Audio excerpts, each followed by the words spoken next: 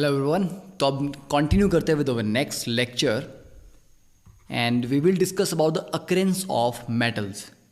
ठीक है, मेटल्स कहाँ कहाँ मिलते हैं और किस फॉर्म में मिलते हैं। अगर हम अर्थ क्रस्ट की बात करें तो earth crust is the major source of metals, कि मैक्सिमम मेटल्स हमें अर्थ क्रस्ट में मिलते हैं। ठीक है, और कुछ मेटल सी वाटर में भी होते हैं। किस फॉर्म में? सॉल्युबल सॉल्ट्स की फॉर्म में। कि सी वाटर में सोडियम क्लोराइड होता है NaCl, उससे हम सोडियम निकाल सकते हैं। मैग्नीशियम क्लोराइड से मैग्नीशियम निकाल सकते हैं। ठीक है, तो मेजॉरिटी ऑफ मेटल्स हमें अर्थ से मिलते हैं और कुछ हमें सी वाटर में प्रेजेंट सॉल्युबल सॉल्ट से मिलते हैं। द एलिमेंट्स और compound which occur naturally in the earth crust are known as minerals. ठीक है, मतलब अर्थ क्रस्ट में मिलने वाले, जैसे कि अगर हम कैल्शियम की बात करें तो कैल्शियम कैसे मिल सकता है? अकेला कैल्शियम तो नहीं होगा, वो हो सकता है कि कैल्शियम कार्बोनेट की फॉर्म में हो, CaCO3। तो कैल्शियम कार्बोनेट एक ऐसा कंपाउंड है जिससे हम कैल्शियम को निकाल सकते हैं। Fe2O3 iron oxide. ठीक है, यहाँ से हम आयरन को निकाल सकते हैं। तो ये कुछ ऐसे कंपाउंड हैं जिनसे हम मेटल को रिमूव कर सकते हैं। ठीक है, तो एलिमेंट्स और कंपाउंड जो नेचर में प्रेजेंट होते हैं अर्थ क्रस्ट में, उनको बोलते हैं minerals. At some places minerals contain a very high percentage of a particular metal and the metal can be profitably extracted from it. देखो, अब ये जो इन्होंने एक्सप्लेन किया है, इसको अगर हम सिंप्लीफाइड तरीके से एक्सप्लेन करें तो क्या होगा? ये जो आप पढ़ रहे हैं अभी, दिस इज एक्चुअली मेटलर्जी। ठीक है, 12th क्लास में आप ये चैप्टर पढ़ेंगे मेटलर्जी। तो मेटलर्जी क्या है? It is the science of extracting metals from their ores. अब पॉइंट यह कि ओर क्या होता है और मिनरल क्या होता है। ठीक है, तो कोई ऐसा कंपाउंड जो कि नेचर में अवेलेबल है अर्थ क्रस्ट में, वो मेटल का मिनरल हो गया। जैसे आयरन, आप Fe2O3 में भी बोल सकते हैं कि हाँ इसमें भी आयरन है, FeS2 में भी आयरन है, Fe3O4 में भी आयरन है। ठीक है, FeSO4 में भी आयरन है। तो ये सभी कंपाउंड्स हैं जो अर्थ क्रस्ट में प्रेजेंट होते हैं और इनमें आयरन है। तो ये सारे क्या हो गए?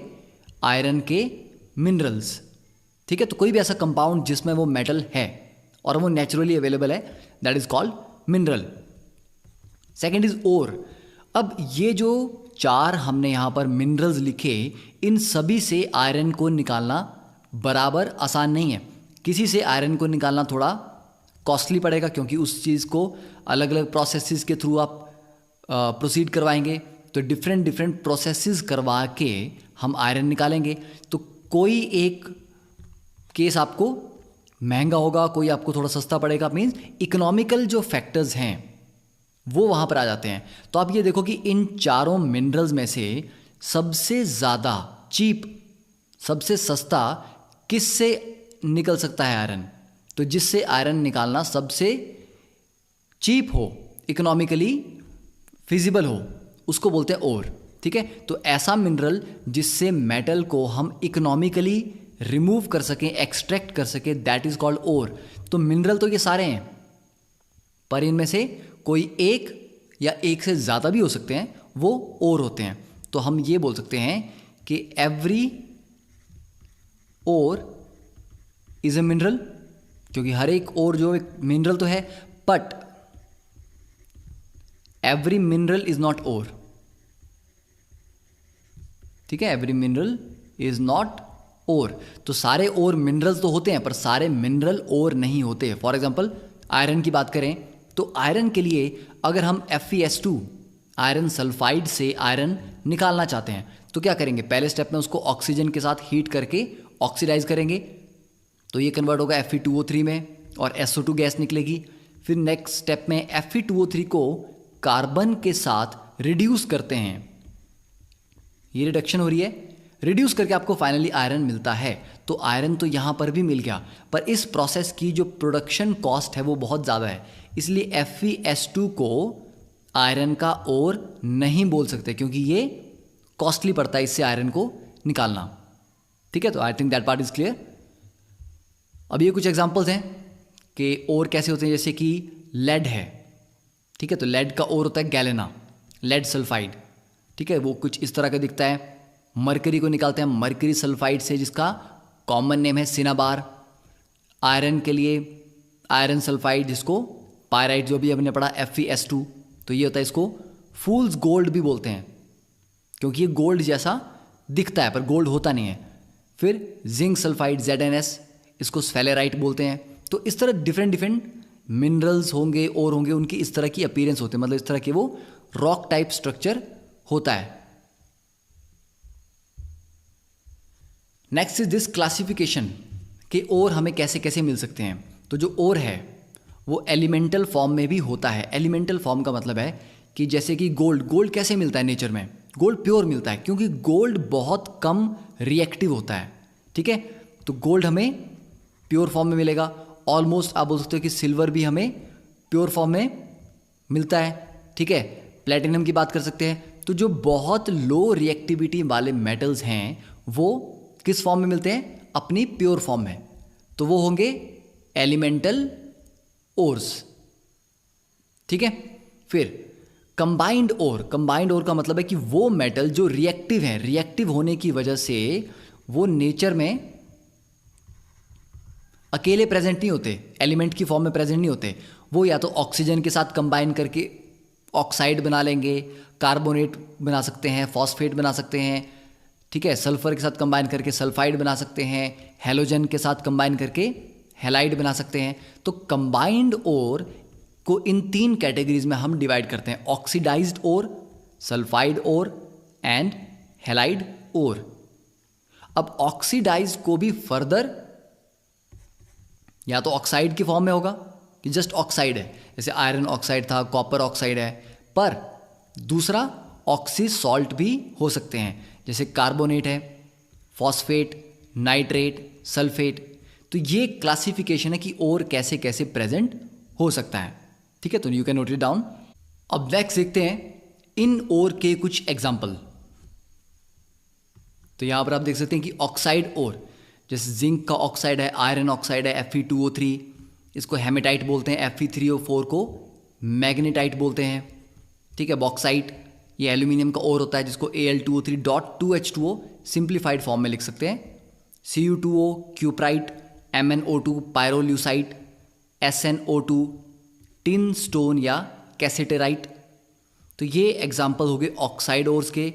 सल्फाइड ओर में सल्फर के साथ बॉन्ड बनता है, PbS galena, HgS cinnabar, ZnS zinc blende और स्फेलेराइट और वुड्साइट, ठीक है, तो ये सल्फाइड ओर्स हैं।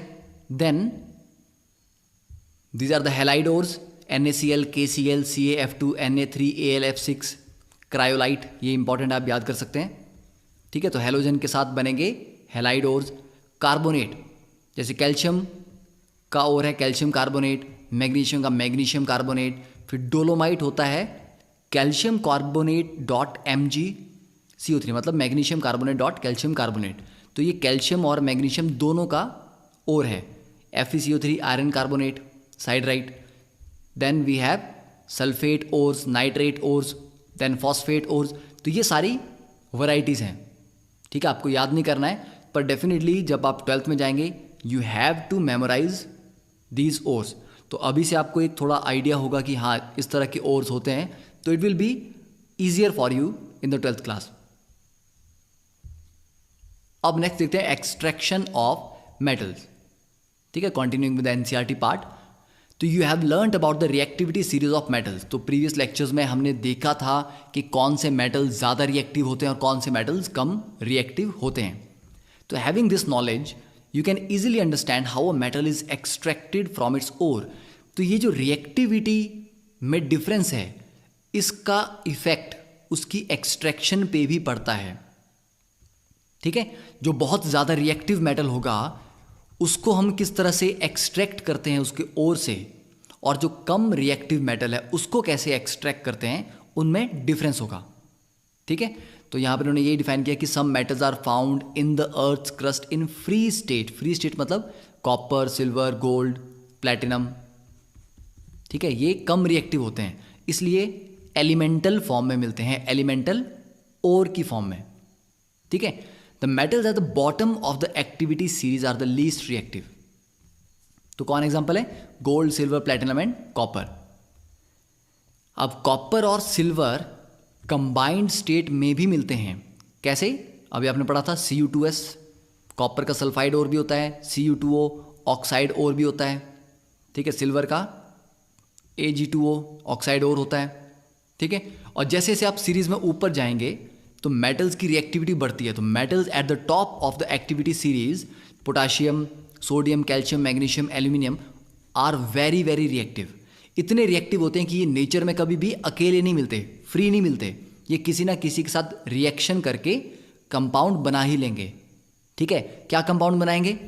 ऑक्साइड भी बना सकते हैं, सल्फाइड भी बना सकते हैं, कार्बोनेट्स, फॉस्फेट्स, डिफरेंट डिफरेंट। तो ये या तो ऑक्साइड की फॉर्म में मिलेंगे, या सल्फाइड, या कार्बोनेट, या फॉस्फोरेट, या नाइट्रेट्स, ठीक है। तो you will find that ores of many metals are oxides. Majority of ore आपको ऑक्साइड मिलेंगे। क्यों? क्योंकि ऑक्सीजन बहुत रिएक्टिव एलिमेंट है और साथ में अर्थ में बहुत ज़्यादा अमाउंट में मिलती है, काफ़ी अबंडेंट है, ठीक है। तो इसके बेस पे हम बोल सकते हैं कि on the basis of reactivity हम मेटल्स को 3 ग्रुप्स में डिवाइड करेंगे। पहला, जिनकी रिएक्टिविटी कम है, दूसरा जिनकी रिएक्टिविटी मीडियम है, और तीसरा जिनकी रिएक्टिविटी हाई है, ठीक है। और इन तीनों कैटेगरी के मेटल्स को एक्सट्रैक्ट करने का जो प्रोसेस है, तरीका है, वो भी डिफरेंट है, ठीक है। तो अब यहां पर आप पहले एक बार ये सीरीज देख सकते हैं। जो बॉटम में है ये है लीस्ट रिएक्टिव, ठीक है। तो ये कैसे मिलते हैं? एलिमेंटल स्टेट में, या इसको फ्री स्टेट या नेटिव स्टेट भी बोलते हैं। फिर ये क्या होंगे? मीडियम रिएक्टिव,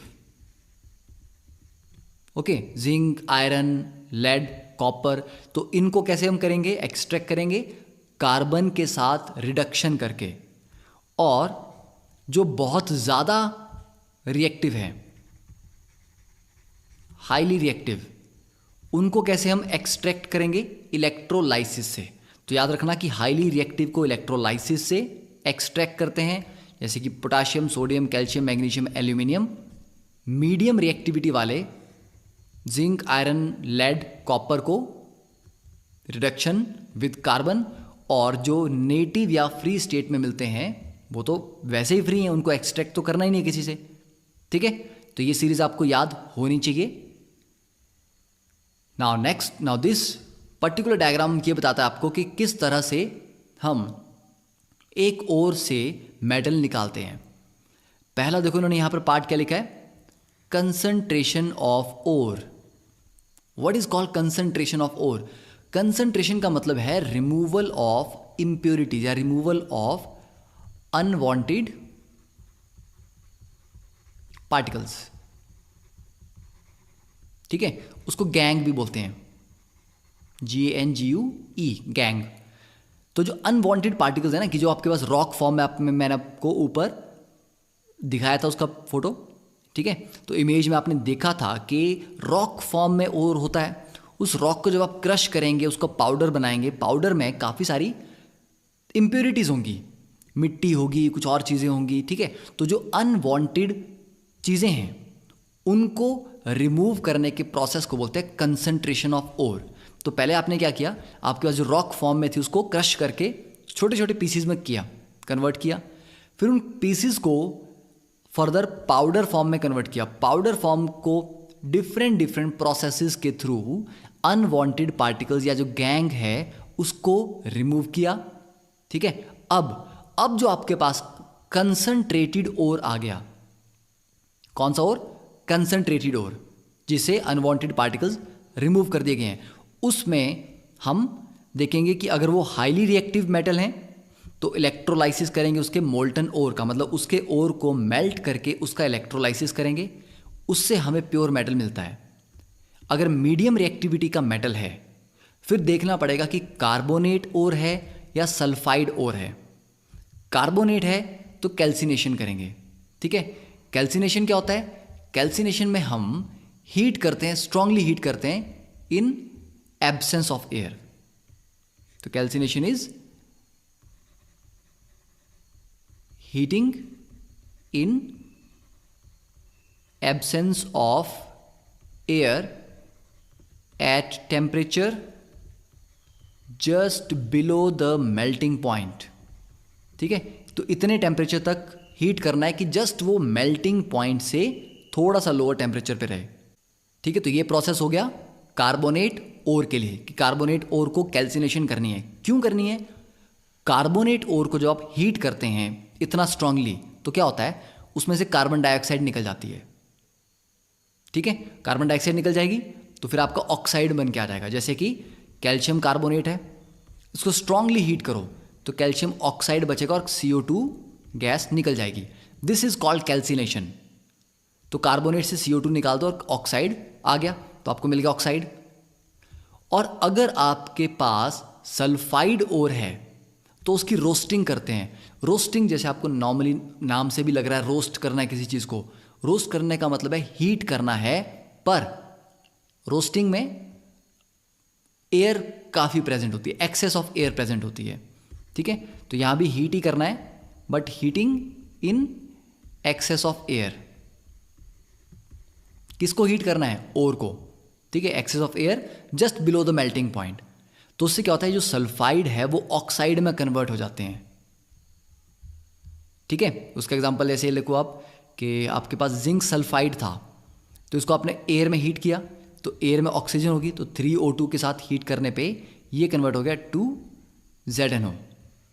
ठीक है, प्लस 2SO2। तो सल्फर जो है वो SO2 गैस बन के निकल जाएगा और आपके पास आ गया जिंक ऑक्साइड। तो यहाँ से भी ऑक्साइड आ गया। अब पॉइंट सोचने वाली बात यह है कि कैल्सिनेशन करके भी हम ऑक्साइड बना रहे हैं, रोस्टिंग करके भी हम ऑक्साइड बना रहे हैं। पर्पस क्या है ऑक्साइड बनाने का? सल्फाइड से डायरेक्टली क्यों नहीं कर लिया हमने एक्सट्रैक्शन? रीज़न इज सल्फाइड से एक्सट्रैक्शन महंगी पड़ती है ऑक्साइड को, और ऑक्साइड से एक्सट्रैक्शन थोड़ा चीप पड़ता है। ठीक है, तो हम किसी भी ओर को ऑक्साइड फॉर्म में कन्वर्ट करना चाहते हैं ताकि ऑक्साइड को ईजिली रिड्यूस किया जाए। जैसे कि देखो, जिंक ऑक्साइड से अगर मैं जिंक बनाता हूं तो क्या होगा, इस प्रोसेस को क्या बोलेंगे? रिडक्शन, क्योंकि हम ऑक्सीजन हटा रहे हैं। Removal of oxygen is reduction.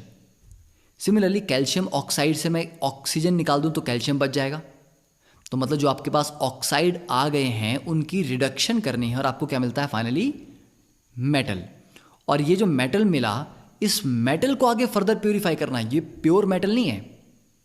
ठीक है, इस मेटल को भी फर्दर और प्योरीफाई करना होता है। ठीक है, रिफाइन करना होता है कि आपको 90% प्योर चाहिए, 95% प्योर चाहिए, 99% प्योर चाहिए। तो कहाँ पर यूज़ करना है उसके अकॉर्डिंग डिसाइड होता है कि कितनी ज़्यादा प्योरिटी हमें मेटल की चाहिए। ठीक है, तो इतना बात क्लियर है। Then metals of low reactivity, sulphide ore है, हमेशा सल्फाइड की रोस्टिंग करोगे ताकि वो बनेगा ऑक्साइड में, फिर ऑक्साइड की रिडक्शन करोगे तो मेटल आएगा। मेटल को फर्दर फिर रिफाइन करते हैं। ठीक है, प्रोसेस क्लियर हो गया। अब नेक्स्ट यही चीज़ हम यहाँ पर देखेंगे, एनरिचमेंट ऑफ ओर्स। तो हमने जो भी पढ़ा कि ores mined from the earth are usually contaminated with large amount of impurities. क्या होता है? सॉइल है, सैंड है, एट्सेट्रा, और भी अनवांटेड उसमें पार्टिकल्स होंगे। तो ये जो अनवांटेड पार्टिकल्स होते हैं, these are called gangue, impurities. तो ये इम्प्योरिटीज़ रिमूव करनी पड़ती हैं कोई हम प्रॉपर प्रोसेस स्टार्ट करें उससे पहले। तो impurities must be removed from the ore prior to the extraction of the metal. The process is use for, तो कौन कौन से प्रोसेस यूज करेंगे इन इम्प्योरिटीज को रिमूव करने के लिए? वो डिपेंड करता है कि इम्प्योरिटी कैसी है। ठीक है, इम्प्योरिटी की फिजिकल और केमिकल नेचर को स्टडी करके पता लगता है कि उसको रिमूव करने के लिए कौन सा प्रोसेस यूज किया जाए। तो अलग अलग जो प्रोसेस है मैं आपको यहाँ पर दिखा देता हूँ। You can search these processes online कि ये क्या होता है, कैसे होता है। ठीक है, if you are interested. Hand picking है, ग्रेविटी सेपरेशन, मैग्नेटिक सेपरेशन और फ्रॉथ फ्लोटेशन। तो ये कुछ कॉमन प्रोसेस हैं। इनको क्या करते हैं? सिर्फ इम्प्योरिटीज़ रिमूव करने के लिए ये प्रोसेस हम यूज़ कर रहे हैं।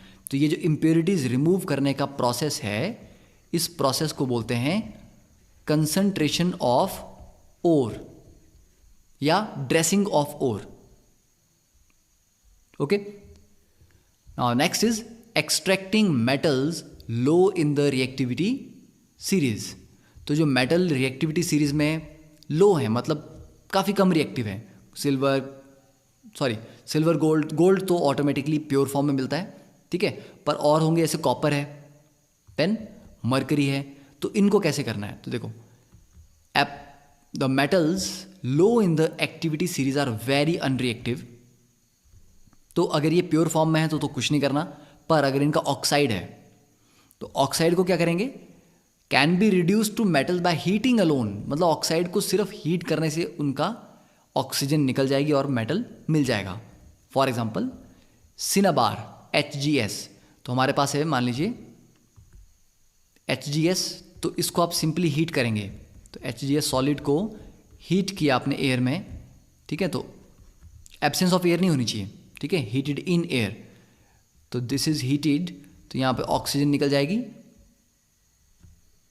ठीक है, सॉरी पहले ऑक्सीजन निकलेगी, सल्फाइड और है, तो ये बेसिकली हम क्या कर रहे हैं, हम ये कर रहे हैं रोस्टिंग, सल्फाइड को ऑक्साइड में कन्वर्ट कर रहे हैं, ठीक है, तो ये कन्वर्ट होगा 2HgO में और सल्फर निकल जाएगा SO2 गैस की फॉर्म में। अब ये जो 2HgO मिला, ऑक्साइड मिला, इसको बस हीट करो, हीट करने पे आपको मिल जाएगा मरकरी लिक्विड फॉर्म में और O2 गैस निकल जाएगी।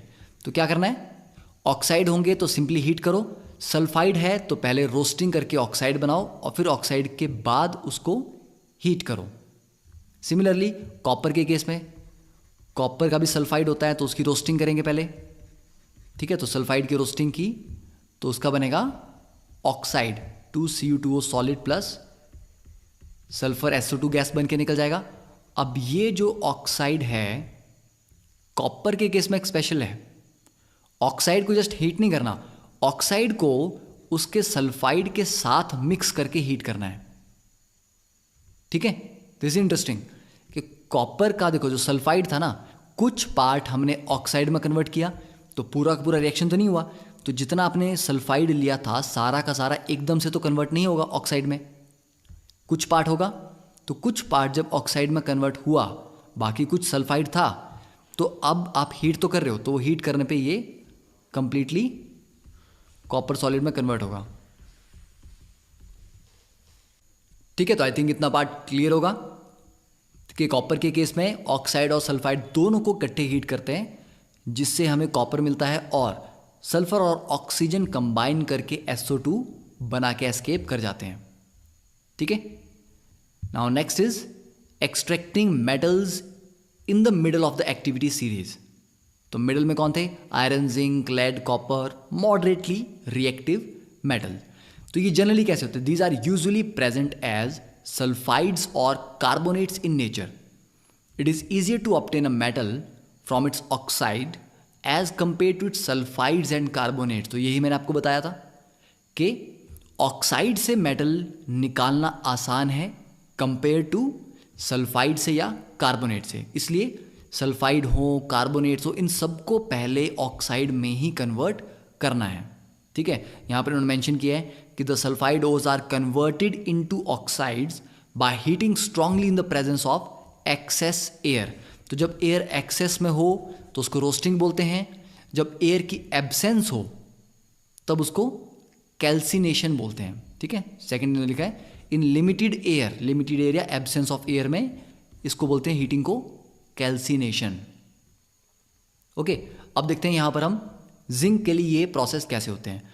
तो जिंक के लिए अगर हम रोस्टिंग देखें तो रोस्टिंग का मतलब है, ऊपर हमने ये रिएक्शन देखा था, तो 2ZnS सल्फाइड मतलब zinc sulphide solid plus O2 gaseous heat किया तो पहले ऑक्साइड बना, सल्फर SO2 बन के बाहर, और उसके बाद ऑक्साइड को आप रिड्यूस करके क्या बना सकते हो, मेटल, ठीक है। इसकी रिडक्शन कर दोगे तो जिंक मिल जाएगा। तो ये प्रोसेस हुआ रोस्टिंग का। कैल्सिनेशन कहाँ करनी है, कैल्सिनेशन करनी है जनरली कार्बोनेट्स के साथ। जैसे कार्बोनेट आपको दिया है zinc carbonate ZnCO3, simply heat करो एब्सेंस ऑफ एयर में, तो CO2 निकल जाता है और जिंक ऑक्साइड रह गया। जिंक ऑक्साइड की रिडक्शन कर दी तो वापस आपको फाइनली जिंक सॉलिड मिल जाएगा, ठीक है। और रिडक्शन किसके साथ करनी है? विद कार्बन, ठीक है। तो जो मिडल में है मेटल्स उनको कार्बन के साथ रिड्यूस किया जाता है। ओके, इतना बात क्लियर है। तो कार्बन के साथ क्यों यूज करते हैं? Because carbon is a good reducing agent. Carbon बहुत इजीली दूसरों को रिड्यूस करता है, सबको नहीं, जो मिडल में है उनको करेगा, जो टॉप में है वो बहुत रिएक्टिव है, उनको कार्बन भी रिड्यूस नहीं कर सकता, ठीक है। तो अभी तक इतना पार्ट क्लियर है। नेक्स्ट वी विल डिस्कस कि जो मेटल्स टॉप पे हैं उनकी एक्सट्रैक्शन कैसे करनी है।